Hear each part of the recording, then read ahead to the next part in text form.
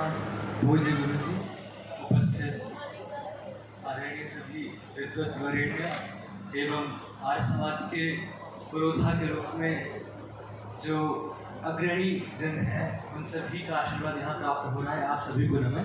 आचार्यगण, अभिभावकगण एवं मेरे प्रिय भ्राता भगिनियों, तो मैं थोड़े से अल्प समय में आपको अपना अनुभव प्रेषित करने का प्रयास करूंगा। 4 बजे जगते हैं, इसके पश्चात मंत्र जाप होता है। 4 बजे यहाँ का वातावरण, यहाँ की जो वायु है इतनी सुरम्य होती है, फिर वहाँ भी जागरण करने का जो सौभाग्य होता है। इसके पश्चात हम सभी शुरू से लेकर अंत तक सारे लोग अपने अपने सेवा कार्य में प्रवृत्त रहते हैं। सुबह दरिया बिछाना, फिर योग करना, शौचालय से निवृत्त होकर इसके पश्चात सेवा कार्य करना। यहाँ की सफाई जो आप देख रहे हैं वो आज सुबह सुबह हमारे इन बटुओं ने की है।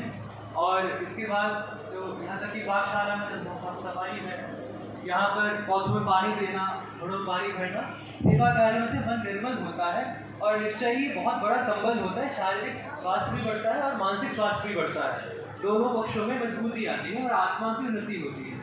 इसके बाद बहुत अच्छा भोजन। यहाँ पे आने के पश्चात ऐसा पहली बार हुआ है कि थोड़ा सा वजन मेरा घटा है और खाना बढ़ गया है, यानी कि सही दिशा में मेरा पुरुषार्थ लग रहा होगा, तभी ऐसा हुआ।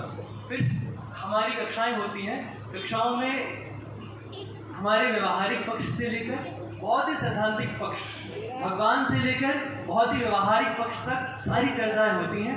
और गुरुजी भी कक्षा लेते हैं। हमारे संशय, अध्यात्म विद्या, इन सभी बातों में चर्चाएं होती हैं। फिर दोपहर में भोजन बड़ा ही स्वादु होता है।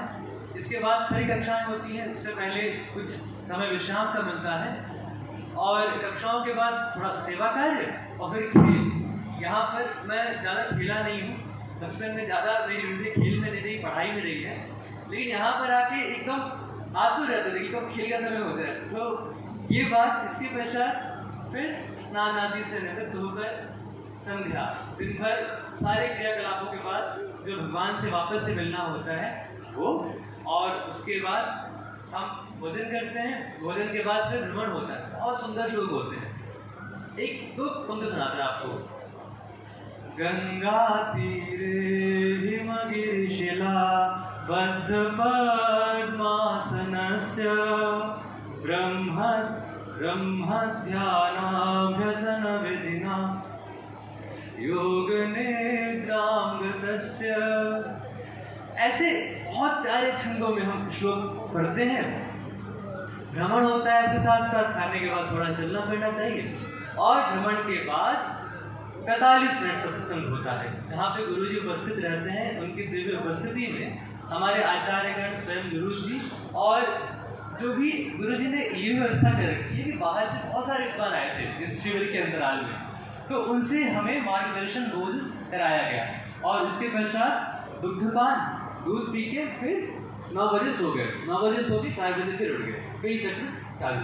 यहाँ पर आके 10 दिन मैंने मोबाइल नहीं छुआ। ये मेरे लिए पर्सनल एक रिकॉर्ड है। और सभी का बहुत बहुत धन्यवाद गुरुजी इस आयोजन के लिए। मैं तो अपना सौभाग्य फलित मानता हूँ। आपको पुनः कोटि नमन। आप सभी को पुनः धन्यवाद।